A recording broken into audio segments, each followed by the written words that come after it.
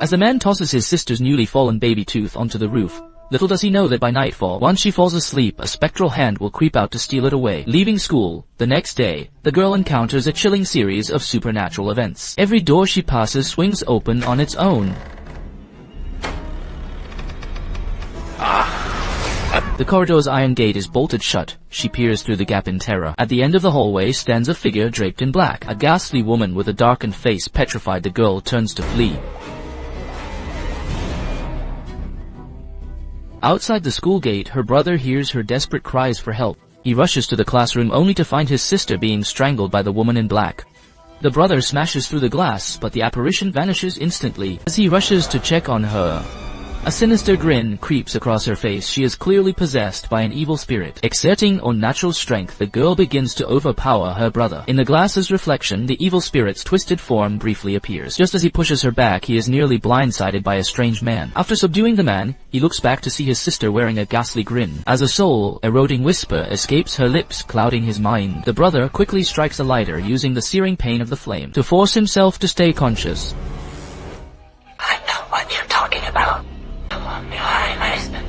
Don't call me your wife. With everyone else unconscious, his sister is eventually taken, vanishing without a trace. Back home, Jacques seeks out the seasoned Sergeant Papin and recounts the horrific encounter. The sergeant believes that the ancient evil has returned, and it certainly hasn't come alone. To uncover the truth behind Yi's possession, the sergeant decides to use a spirit board to contact the dead. The soul of his late sister, Yan En, was called upon for help. He sternly laid out the 3 rules of the spirit board. First, focus only on Yan. Do not let your mind wander. Second, your fingers must never leave the glass. Third, you must never let the glass break. As the ritual begins, the family gathers with solemn faces. They believe that as long as Yi is in danger, Yan En's soul will return from wherever she is to help them. As the chants begin, the lights in the room start to flicker, and the atmosphere grows heavy with tension. Jacques asks if Yan En is present. The glass slowly slides toward yes. Desperately, the mother asks if Yi is safe, but the glass moves to no. Jacques demands to know where the evil spirit has taken Yi. The glass begins to spell out a location, Fonzanobiang. That moment, Tiddy begins to suspect the glass. Fearing the soul isn't Yan, and the sergeant warns him to stay focused. Suddenly, the room's atmosphere turns even more sinister. Photo frames fall as the glass moves violently, finally spelling die. The ritual spirals completely out of control. The evil spirit's power plunges Jacques into a terrifying vision. He is transported back to the shadow of the war, witnessing Japanese soldiers entering a dark, ominous cave. The cave is filled with corpses, the site of a brutal massacre.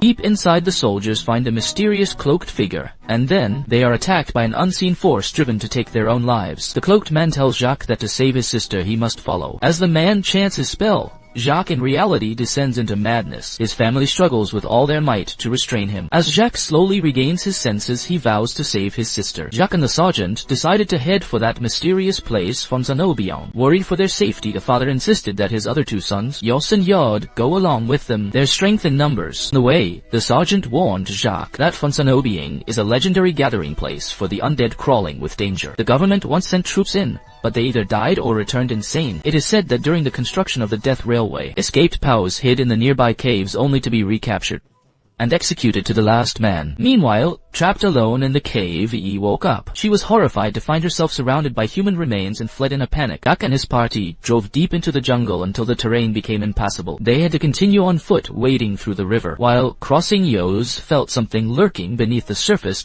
putting everyone on high alert. Suddenly, Yod, who was trailing behind, was violently dragged underwater. Before they could react, Yos was snatched as well, followed by the sergeant. As Jacques was pulled down, a water ghost gripped his throat, strangling him. The others were facing the same life-threatening struggle. Jacques quickly drew his mercurial dagger and plunged it into the water ghost's skull. With a blood-curdling shriek, the spirit instantly vanished. Jacques followed suit, rushing to save the others the same way. At that moment, the sergeant also brought out his special holy water. Though they managed to repel the water ghosts, even these minor spirits had left them battered and exhausted. After struggling through the brush, Jacques and his party finally found Yi. The siblings embraced tightly, but Jacques' grip began to feel unnervingly tight. I need help!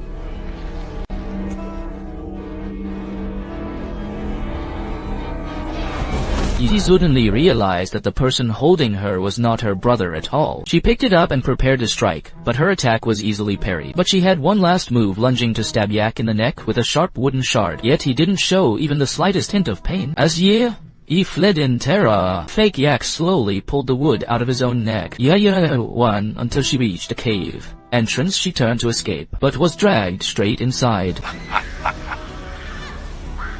By nightfall, Yak and his group finally arrived at an abandoned village that looked like a mass grave. There they encountered two locals. Yahin told them that Phonsanubiang is a forest of lost souls. No one who enters ever returns alive. He urged them to turn back, as their sister was likely already dead. Yak angrily insisted that his sister must still be alive, and that they had to save her. Moved by their resolve, Yahin recounted the horrific history of the village. 80 years ago, an evil spirit known as Tiyod attacked the village, slaughtering every young woman there. It was later sealed away by a high monk. However, during World War II, seeking revenge against the invading Japanese army, Shaman Mawai broke the seal, releasing Tiyod once more. The spirit spiraled out of control, massacring everyone, including the Japanese soldiers and the villagers, leaving only Mawai to survive in an endless nightmare. Yahin added that Tiyod's arrival is heralded by a death chant. While the living can use it to summon the dead, the chant of the undead traps the living in an eternal trance. Hearing this, Yak's resolve only hardened. He declared that no matter how dangerous the path, even if he had to go to hell, he would bring his sister home. Yahin and Kongmu finally agreed to lead them into that forest of death at daybreak. Once everyone was inside the house, Yak suddenly heard a voice calling his name from the bamboo forest. He went to investigate, catching a glimpse of what appeared to be Yi. He chased and eventually came upon a standing wooden plank with a figure behind it that resembled Yi.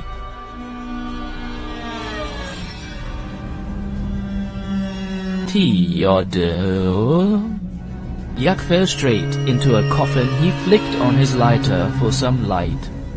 As the ghostly whispers surged once more suddenly, a sinister gust snuffed out the flame. Soon he began to lose his grip.